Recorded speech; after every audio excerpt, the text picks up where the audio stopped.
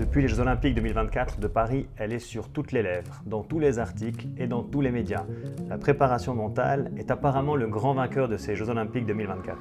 Mais alors, est-ce une tendance passagère ou alors un vrai plus et un élément essentiel pour la performance? En tant que préparateur mental, je suis bien placé pour vous confirmer que la préparation mentale est un élément essentiel, ce n'est pas un luxe pour l'athlète. C'est un véritable pilier de sa performance qui doit être appréhendé de la bonne manière. Mais la préparation mentale n'a pas toujours été dans la lumière. Elle a connu ses zones d'ombre et ses périodes plus délicates. Mais pour commencer, arrêtons-nous sur la définition de la préparation mentale. C'est en fait un ensemble de techniques, un ensemble de stratégies qui permettent aux athlètes de gérer leur esprit et leur corps. Elle vise à optimiser la performance en se concentrant sur des outils pratiques comme la gestion du stress, le développement de la confiance et l'amélioration de la concentration notamment. Pour reprendre une autre définition, celle de Sylvain Bert dans son ouvrage « L'art de maîtriser votre mental », la préparation mentale est un processus d'entraînement psychologique visant à aider les athlètes à améliorer leur performance, à gérer le stress, à améliorer leur concentration. Elle se base sur des outils et des stratégies permettant de développer les capacités mentales de l'athlète. En d'autres termes, la préparation mentale, c'est se donner les moyens psychologiques pour performer, rester résilient face aux pressions et de mieux exploiter son potentiel.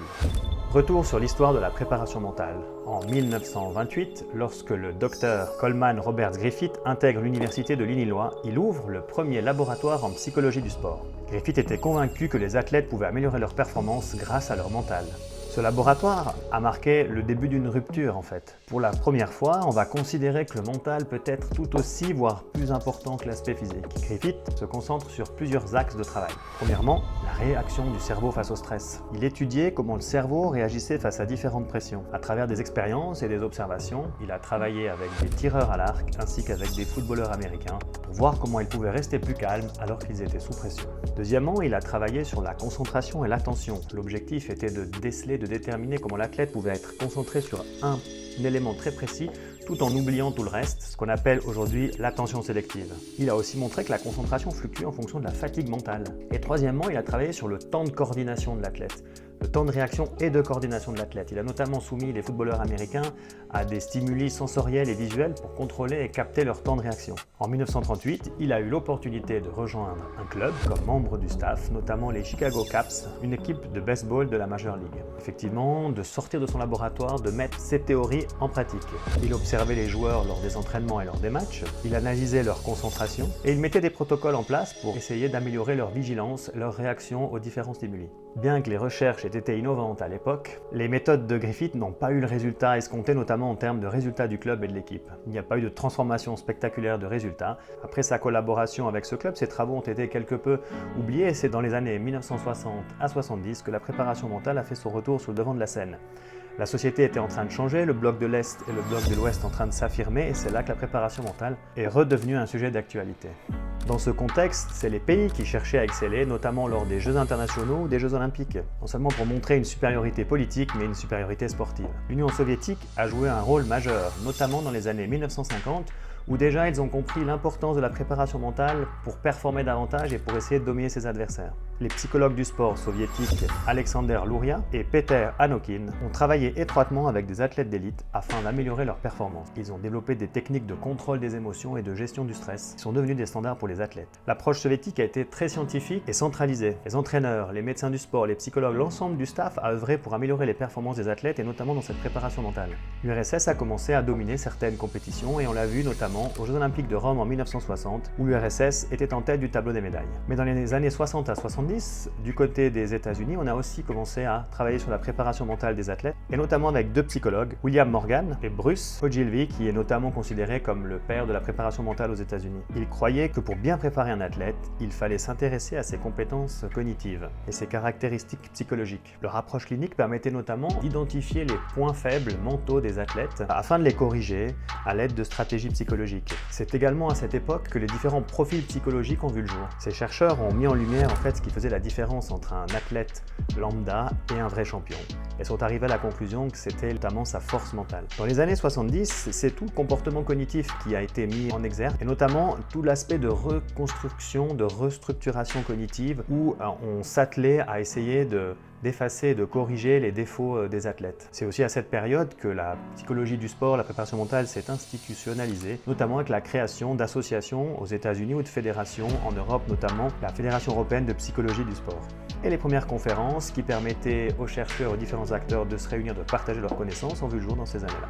Dans les années 80, la préparation mentale devient vraiment une discipline qui fait partie intégrante de la préparation de l'athlète, et notamment avec quelques stars qui ont pu mettre en avant la préparation mentale. On pense notamment à Michael Jordan qui a travaillé avec Tim Grover, son coach personnel et préparateur mental.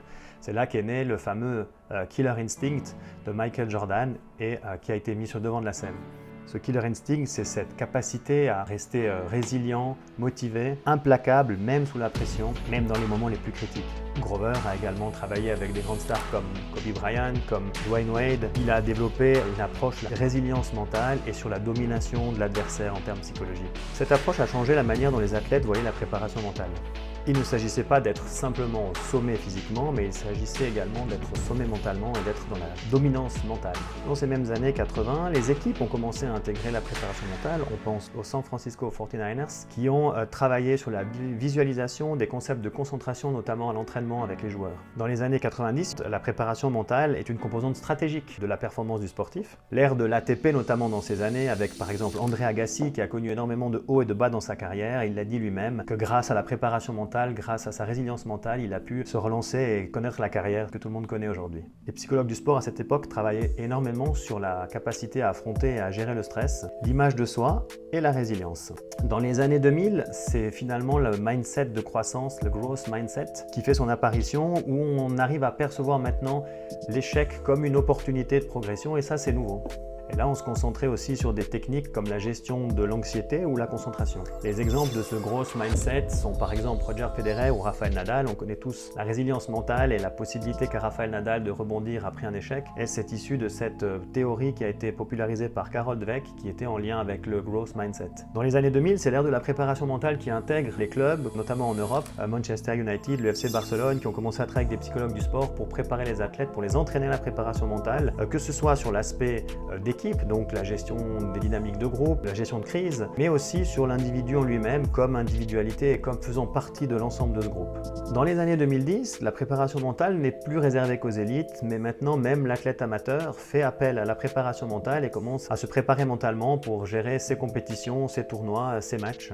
Et on voit l'apparition dans les années 2010 du terme et du principe de santé mentale. Jusque dans les années 2020, où on a vu une démocratisation de l'aspect de santé mentale. On a comme exemple Simone Biles aux Jeux Olympiques de Tokyo 2021, où à un moment donné elle a parlé de twisties, c'est-à-dire qu'elle n'était plus capable mentalement d'assumer, elle se sentait perdue lorsqu'elle effectuait certaines figures et elle devait préserver sa santé mentale. C'est pour cette raison qu'elle s'est retirée des Jeux Olympiques en 2021 et qu'on a parlé de plus en plus de santé mentale. On pense aussi à Naomi Osaka, sous pression des médias, sous pression du résultat, de son entourage, qui a aussi fait un retrait de compétition temporaire pour se prendre soin de sa santé mentale. Et maintenant, il n'est plus question de gagner à tout prix, mais il est question aussi de soutenir sa santé mentale et d'en prendre soin. Aujourd'hui, des méthodes comme la méditation de pleine conscience, la cohérence cardiaque sont de plus en plus utilisées, et la respiration notamment, ce sont des outils qui sont très précieux dans l'approche de la préparation mentale. De mon côté, j'approche la préparation mentale sur un terme pratique et un terme de terrain où je souhaite comprendre ce que vit l'athlète durant sa préparation à une compétition, la veille, la semaine avant. Je souhaite savoir ce qui se passe le jour même, quelques minutes avant sa compétition, pour essayer de dérouler avec lui l'ensemble de ce fil de sa préparation, comprendre où il est en délicatesse, où il est en souffrance, pour essayer d'amener les outils justes et ponctuels pour lui permettre d'être plus relâché, plus performant et mieux dans sa peau. Voilà pour cette histoire depuis les années 1920 jusqu'à aujourd'hui de la préparation mentale, et on voit qu'elle est revenue vraiment sur le devant de la scène et qu'elle est aujourd'hui partie intégrante de la préparation d'un athlète. On l'a vu avec les Olympiques 2024 de Paris, où Léon Marchand, Teddy Riner ont notamment loué leur préparation mentale et leurs préparateurs mentaux. Mais la préparation mentale a aussi connu des dérives durant toutes ces années, ce qui lui a valu d'être souvent décrié, mal perçu, et qui donne encore aujourd'hui une certaine méfiance de certains athlètes vis-à-vis de la préparation mentale. Et moi je le vois, certains parents d'athlètes ou certains athlètes ont quelques a priori sur la préparation mentale et sont encore dans cette approche de la préparation mentale comme étant potentiellement un danger pour eux et potentiellement aussi un signe de faiblesse qu'ils pourraient démontrer. Mais je vous rassure, ça commence vraiment à changer. On voit qu'avec les Jeux Olympiques de Paris, les approches divergent charge et on n'a pas besoin d'être en souffrance pour être accompagné d'un préparateur mental ou pour être suivi ou suivre un programme d'accompagnement en préparation mentale. Pour revenir aux dérives, je vais me citer le cas de Patty Schnyder, notamment cette tenniswoman suisse qui a connu un entraîneur gourou, comme on les appelle, Rainer Harnecker, qui avait pris une énorme place dans la vie de Patty Schnyder, jusqu'à l'écarter de son entourage, jusqu'à lui régler son régime alimentaire. Il y avait parfois même une approche un peu ésotérique et spirituelle de la performance qui a fait que Patty Schnyder, à la fin des années 90, a vécu une baisse de performance, si bien qu'elle a dû se séparer de Rainer Harnecker pour pouvoir continuer sa carrière. Elle a mentionné, Patty Schnyder, que cette période a été vécue comme vraiment une crise existentielle et qu'elle a vraiment été en danger sur son intégrité mentale. Donc on voit à travers cet exemple que la préparation mentale, si elle est mal cadrée, si elle est mal mise en pratique, elle peut amener à des dérives psychologiques importantes et désastreuses. Un autre cas connu est le cas de Michael Chang, qui était un jeune vainqueur de Roland Garros et qui après s'est enfermé dans une espèce de prison mentale où chaque coup, chaque prise de balle était analysée pour savoir ce qu'il aurait pu faire de mieux, et en fait il l'a dit, il se sentait vraiment comme un prisonnier mentalement dans sa tête parce qu'il n'arrivait plus à faire place à son instinct. Il était tout le temps dans l'analyse, ce qui lui a vécu de perdre un petit peu en efficacité et sur laquelle il n'a pas pu réaliser toutes les promesses qui étaient installées en lui. Il est passé par une période de surintellectualisation de ses performances, ce qui l'a empêché de progresser et de performer encore davantage. On le voit en fait, l'effet gourou, alors c'est le cas pour Patty Schnyder, l'effet gourou est un effet qui a eu ses périodes de mode, on va dire, à un certain moment de l'histoire de la préparation mentale, mais cette approche spirituelle, ésotérique, relève d'un danger pour l'athlète. Souvent, quand on coupe l'athlète de son entourage, souvent quand on prend une mainmise psychologique sur l'athlète, c'est là qu'on a des dérives qui peuvent apparaître et où l'athlète peut être en danger. Il y a aussi eu le cas dans certaines disciplines, des entraîneurs dominateurs, que ce soit en gymnastique artistique, que ce soit en football, où les entraîneurs prenaient une telle place, avaient une telle influence, une telle emprise psychologique sur les athlètes qu'il y a eu de gros dégâts sur certains athlètes, notamment en gymnastique artistique.